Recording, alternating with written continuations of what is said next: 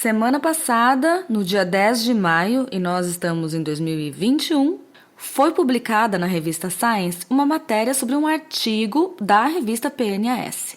E esse estudo se baseou no fato de que os neandertais tinham bactérias nos dentes que mostravam que eles consumiam amido. Como assim? Então estava tudo errado? A nossa evolução foi devida ao macarrão?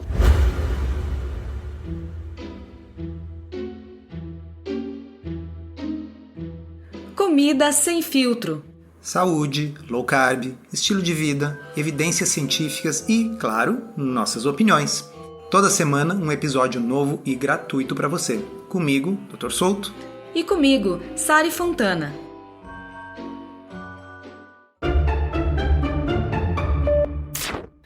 E aí, o que isso significa na prática? Bem, não significa muita coisa na realidade, o que torna um pouco espantoso que isso tenha virado notícia. No Brasil, eu não achei artigos sobre o assunto, mas no Twitter de nutrição, várias pessoas estavam utilizando essa notícia da Science para dizer, viu só, essa dieta paleolítica aí não serve para nada, porque na realidade os neandertais, eles não comiam um monte de carne, eles comiam mesmo, era um monte de amido. E eu achei interessante porque parece que as pessoas estão sempre buscando alguma forma de destronar essa tal de low carb, essa dieta paleolítica. E esse artigo, como eu disse, estava sendo usado como mais um, aspas, prego no caixão da dieta paleolítica. Ai, que engraçado. Eu, na verdade, tenho uma certa preguiça desse tipo de argumentação e essa questão aí de uma dieta contra a outra. Ai, preguiça. A gente vai falar um pouquinho mais sobre isso, paleo versus low carb, daqui a pouco. Mas então a gente começa trazendo esse que é o artigo da semana. Vamos comentar esse artigo publicado na revista Science. Bem, como já faz 10 anos que eu me interesso pelo assunto, estou sempre acompanhando, sempre lendo, eu reconheci o nome da autora desse artigo e me lembrei que eu já havia lido outras coisas dessa autora. E de fato, ela tem um TED Talk de 2013, no qual ela faz a desconstrução da dieta paleolítica, ou seja, faz quase 10 anos que esta autora em particular tem uma espécie de um objetivo pessoal de desconstruir aquilo que se convencionou chamar de dieta paleolítica. E essa doutora Warriner, é o sobrenome dela, Christina Warriner, ela utiliza uma técnica de argumentação chamada de espantalho, né? Lá no meu blog existe uma postagem que a gente vai linkar aqui, que chama-se a falácia do espantalho. O espantalho, como vocês sabem, ele é normalmente feito de palha, né? Por isso que em inglês também se usa o termo straw man, straw, palha, né? Então esse homem de palha, ele tem um formato parecido com um ser humano, mas na realidade não é uma pessoa de verdade, é só um boneco feito de palha. Da mesma forma, o que é a falácia do espantalho? É você descrever aquele argumento que você pretende criticar de uma forma que não faz jus ao argumento real como ele realmente é. Você está fazendo um espantalho, um argumento ruim, uma versão ruim e fraca daquele argumento que você quer criticar. Então, lá nessa postagem, eu escrevi assim, ó, ninguém disse em nenhum momento que queremos uma dieta igual à dos nossos ancestrais. Nenhum dos autores jamais escreveu isso. Repito, isso é criar um espantalho da dieta paleo, para logo em seguida atacar o espantalho. Na realidade, trata-se de partir de uma matriz baseada em critérios evolutivos para tentar reconstruir com alimentos modernos algo que não esteja tão distante daquilo com o que evoluímos, como é o caso da dieta ocidental padrão. O postulado evolutivo, por exemplo, parte do princípio de que a carne de uma ovelha, embora domesticada e inexistente há 15 mil anos atrás, seja mais parecida com a dieta com a qual a humanidade evoluiu do que sucrilhos, por exemplo, que não obstante terem pouco colesterol e serem enriquecidos com vitaminas e minerais, como diz a propaganda, obviamente não passam de uma bomba de açúcar e de amido refinado. Então, a ideia da dieta paleolítica nunca foi comer exatamente como os paleolíticos comiam, porque aí a doutora Warner tem razão, nós não sabemos exatamente como eles comiam. Agora, nós sabemos o que eles não comiam, né? Sucrilhos, por exemplo. Sucrilhos, por exemplo, biscoito recheado, pão. E há umas afirmações incríveis nessa notícia da Science. Uma delas é que precisamos da energia da glicose para o cérebro crescer. E a gordura? Né? Porque se o objetivo é ter energia, lembrando, nós podemos obter a energia da glicose e da gordura. Como você disse, né, Sari, dá preguiça às vezes Sim. discutir determinadas coisas, porque pouco importa para mim exatamente da onde os homens do Paleolítico tiravam a maior parte da sua energia, se da glicose ou da gordura, até porque provavelmente isso variava com a região geográfica em que eles estavam vivendo. Então, se nós estávamos falando dos nossos antepassados numa savana africana, provavelmente a maior parte da energia era retirada da gordura que era obtida pela caça ou mesmo das carcaças dos animais abatidos por outros predadores. A gente sabe que eles faziam isso por quê? Porque nos ossos encontrados desses animais existem marcas feitas por ferramentas de pedra. Os nossos antepassados, então, consumiam as carcaças abatidas por outros predadores. Agora, os nossos antepassados que evoluíram em locais tropicais, como é hoje o clima da nossa Amazônia, obviamente tinham muito mais carboidratos disponíveis, raízes comestíveis, frutas tropicais para comer. Então, o ser humano sempre foi onívoro, comia plantas e animais, e o ser humano sempre foi oportunista. Ele comia aquilo que ele encontrava que ele podia comer. Então, sim, dá uma certa preguiça, né, ficar tentando saber exatamente o que eles comiam. Por outro lado, o argumento de que nós precisamos da energia da glicose para o cérebro se desenvolver lá durante a evolução é patentemente falso. Sim. Não se sabe aqui, né, partindo do princípio que a pessoa escreveu isso como um argumento, ela não parece estar sabendo dos princípios básicos da bioquímica. Exato. Né? Que é até um pouco constrangedor, digamos assim.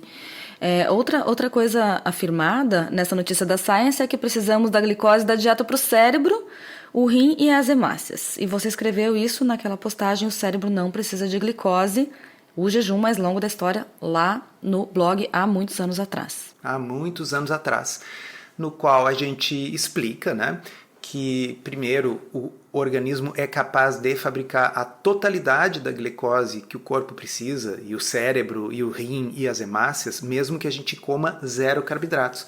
Nós não estamos aqui defendendo que as pessoas consumam zero carboidrato, mas sabendo que o corpo sobrevive e bem com zero carboidrato, é meio ridículo que essa doutora Warner vá afirmar lá no seu artigo e quando entrevistada pela Science, que é óbvio que nós tínhamos que ter glicose, amido e carboidratos na dieta, caso contrário, como o cérebro poderia ter evoluído.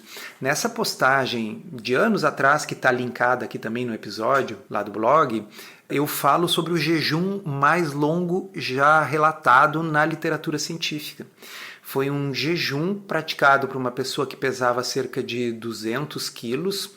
No final dos anos 60, isso foi feito com acompanhamento médico, era uma coisa que se fazia na época, não se deve fazer hoje em dia, pessoas morreram por causa disso, mas este indivíduo ficou 382 dias em jejum, consumindo apenas água, eletrólitos e vitaminas. Isso significa que o cérebro pode sim sobreviver, não com pouca glicose, mas com zero glicose, inclusive zero comida, se o sujeito for um obeso mórbido, por mais de um ano.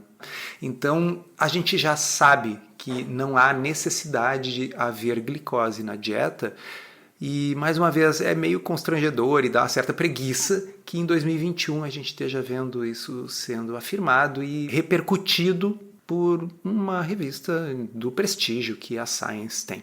E a questão principal é qual a relevância disso para as pessoas obesas, diabéticas ou com resistência à insulina, que modernamente se beneficiam de uma dieta low carb ou de uma dieta paleo, chame do que quiser.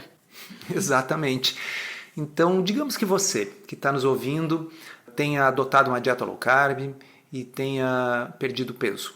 Ou você que está nos ouvindo adotou a dieta paleolítica e conseguiu colocar o seu diabetes em remissão. E aí vamos supor, como eu escrevi uma vez numa postagem lá no blog, que também a gente vai referenciar aqui, o nome da postagem era "E se os paleolíticos comessem pão?". Suponhamos que amanhã um arqueólogo descubra um pão inteiro, feito de trigo, refinado, dentro de uma máquina de pão, num sítio arqueológico com 100 mil anos de idade. Máquina de pão seria engraçado. Seria engraçado. Então, se isso acontecesse, será que você que perdeu peso ganharia o seu peso de novo? Porque agora está demonstrado que no Paleolítico se comia pão. Será que você que fez low carb e colocou o diabetes em remissão, o diabetes vai voltar? Porque o fato de que se descobriu que se comia pão, sabe, bisnaguinha no Paleolítico, vocês entendem que uma coisa é uma coisa, outra coisa é outra coisa, e é meio ridículo ficar utilizando descobertas arqueológicas para tentar derrubar a eficácia comprovada de uma estratégia alimentar para tratar pessoas doentes.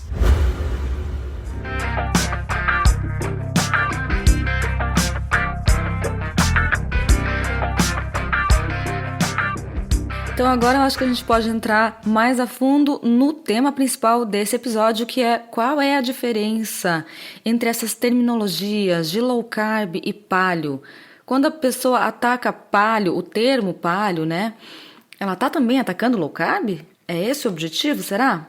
A dieta paleolítica foi uma ideia que surgiu nos anos 80, ou seja, não é uma modinha recente agora, e surgiu num artigo que foi publicado no New England Journal of Medicine. Para você que é da área da saúde, sim, foi publicado no New England. E era um artigo com 2 autores, um médico e um paleontólogo. E o que esses 2 autores postularam? Eles foram verificar, tanto na literatura, como também eles fizeram pesquisas de campo entre caçadores-coletores que existiam ainda num estilo de vida semelhante ao que seria o estilo de vida do Paleolítico, ou seja, um período pré-agricultura, e eles verificaram que essas populações que consumiam basicamente aquilo que eles podiam caçar, pescar e colher na natureza, estavam livres das chamadas doenças da civilização. Eram populações que não tinham obesidade, não tinham diabetes, não tinham Alzheimer, não tinham doença cardiovascular. E, ao contrário do que se argumenta por aí, não é porque eles morriam aos 40 ou 50 anos de idade, porque havia anciãos nas tribos, e esses anciãos eles estavam numa condição de saúde muito melhor do que as pessoas da mesma idade com um estilo de vida ocidental. E aí estes 2 autores, era o Boyd Eaton, era o nome do médico, e eu me esqueço agora o nome do paleontólogo, cunharam o termo nutrição paleolítica. Se não me engano, o título do artigo era Nutrição Paleolítica e suas implicações para a saúde humana. Foi dali que saiu a ideia da dieta paleolítica. O que acontece? Obviamente, comparada com a dieta ocidental padrão, a dieta paleolítica, a dieta consumida pelos caçadores-coletores modernos, que se acredita que seja semelhante à dieta com a qual a humanidade evoluiu, era uma dieta mais pobre em carboidratos. Porque você não consegue comer 250, 300 gramas de carboidrato por dia, em geral, se você não estiver consumindo carboidratos refinados, farináceos e açúcar. Então, as dietas paleolíticas tendem a ser relativamente low carb, mas como a própria doutora Warner diz no seu TED Talk de 2013, você tem que falar dieta paleolítica no plural, dietas paleolíticas, porque a dieta paleolítica da savana africana com certeza era diferente das ilhas do Pacífico, que com certeza era diferente da floresta amazônica. Elas se definem menos pelo que as pessoas comiam e mais pelo que elas não comiam. Né? Que eram alimentos ultraprocessados que hoje a gente infelizmente tem como base para a grande maioria das populações, pelo menos no mundo ocidental, né? Exato. Então, para pessoas que não estão muito doentes, para pessoas que só estão buscando saúde, na minha opinião, faz muito sentido pensar em buscar uma alimentação mais parecida com aquela com a qual nós evoluímos. E isso se alinha, por exemplo, com o Guia Alimentar Brasileiro, que sugere evitar alimentos ultraprocessados e processados e tentar consumir mais alimentos in natura e minimamente processados. E isso está corroborado por uma série de ensaios clínicos randomizados que compararam dieta paleolítica, esta que é uma dieta moderna, feita com alimentos modernos, mas que tenta ser um pouco mais parecida com a dieta com a qual o ser humano evoluiu, em vários estudos, e em todos eles a dieta paleolítica se sai melhor do que as dietas controle, que em geral são dietas de baixa gordura, ou a dieta da pirâmide alimentar. Então, não apenas faz sentido do ponto de vista do pensamento evolutivo, como nós temos evidência publicada de ensaios clínicos randomizados. Para você que gosta do formato em áudio e quer um guia completo para desvendar a dieta low carb, conheça o Podcurso Low Carb da Teoria à Prática. São mais de 20 horas de conteúdo exclusivo para ouvir onde e quando quiser. Se você precisa de um verdadeiro passo a passo para emagrecer e transformar sua saúde, ele é para você. Chega de dúvidas e frustração. Agora é hora de ver resultados. Vem com a gente aprender tudo sobre low carb da teoria à prática. Acesse drsolto.com.br/podcurso. Quando a gente usa o termo paleo, eu tô falando nós aqui nesse podcast, a gente está querendo dizer comida de verdade. E a gente também se refere à exclusão dos grãos, porque como o Dr. Souto falou, os grãos são transformados em alimentos ultraprocessados. Eles viram farinhas que são ingredientes para diversos alimentos ultraprocessados, biscoitos, macarrão, daquela seção que a gente encontra no supermercado de salgadinhos e, enfim, a gente sabe, né? As guloseimas que combinadas com gorduras sintéticas e açúcar são irresistíveis, muito palatáveis e a gente tende a comer demais. Exato. Agora vamos fazer a diferença entre paleo e low carb. Uma dieta paleo pode ser low carb e uma dieta paleo pode não ser low carb. Vocês querem exemplos? Eu posso fazer uma dieta paleo que tenha mandioca, que tenha batata doce, que tenha frutas como banana, manga e papaya e que eu possa adoçar alguma coisa com mel. Tudo isso faz parte da dieta paleo. E eu posso fazer uma dieta paleo low carb. Aliás, o título original do meu blog, né, era low carb paleo. Low carb paleo. Porque eu achava que os dois conceitos podiam ser complementares para melhorar a saúde das pessoas. Uma dieta paleo, por ser uma dieta mais focada em bichos e plantas, comida de verdade, alimentos minimamente processados, porém também low carb. Por quê? Porque para indivíduos doentes, para indivíduos obesos, para indivíduos diabéticos, o componente low carb é importante. Se eu pegar um diabético e der para ele muita batata doce, mandioca, mel e banana, mesmo sendo alimentos paleo e minimamente processados, não vai dar certo. Acontece o seguinte, e isso eu sempre digo e quero repetir aqui para vocês, a pessoa não fica diabética e obesa porque comeu muita batata doce e muita banana. A pessoa fica diabética e obesa porque ela comeu realmente em grande quantidade por muito tempo alimentos que não fazem parte da dieta paleo. É porque foi croissant, churros, doce, McDonald's, batata frita, tá certo? Isso fez a pessoa adoecer. Aí agora a pessoa doente, obesa e diabética já não tem a flexibilidade metabólica para consumir os alimentos que, embora sejam paleo e sejam naturais, sejam muito ricos em carboidrato.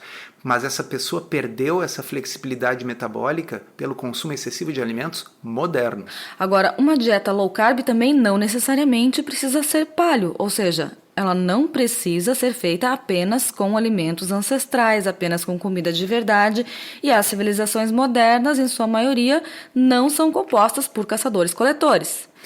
Exato, e foi por isso que eu acabei tirando do nome do blog o termo paleo, porque de fato eu não vejo problema, por exemplo, para boa parte das pessoas no consumo moderado de laticínios. Não só laticínios, como também alguns bons alimentos industrializados, né? Porque Exatamente. 2021, quem não vai no mercado, compra alguma coisa que vem embalada?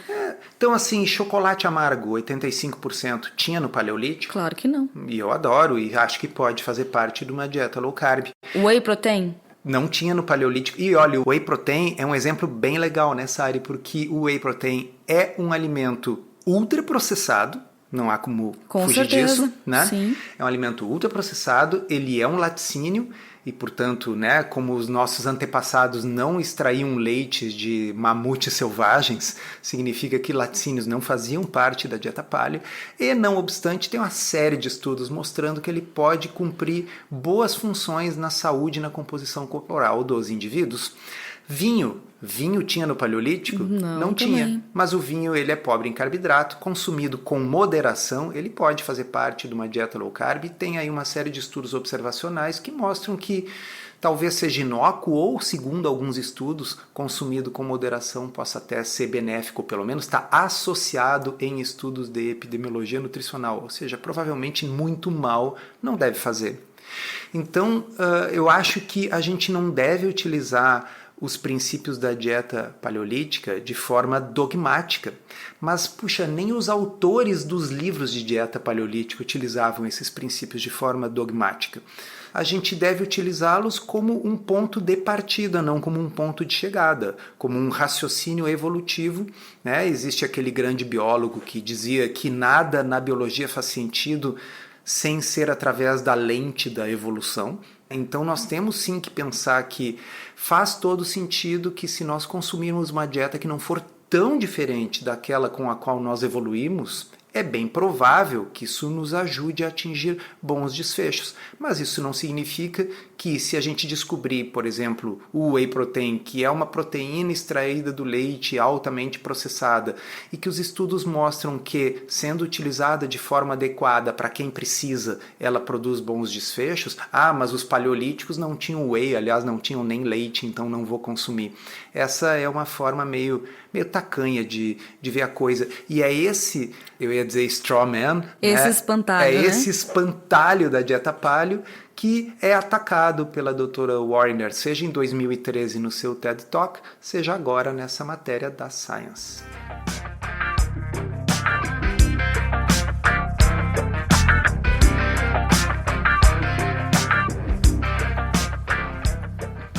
Então, na verdade, para concluir, significa que essa matéria publicada na revista Science, ela traz uma evidência de que os nossos ancestrais consumiam carboidratos, o que não me parece ser uma grande surpresa, visto que muitos alimentos naturais e até ancestrais eram fonte de carboidrato. Agora, essas extrapolações todas de que, portanto, o cérebro evoluiu por causa desses carboidratos e, enfim, que toda energia precisava ser extraída exclusivamente dos carboidratos, isso tudo é uma extrapolação livre que ignora a bioquímica básica e a própria gliconeogênese.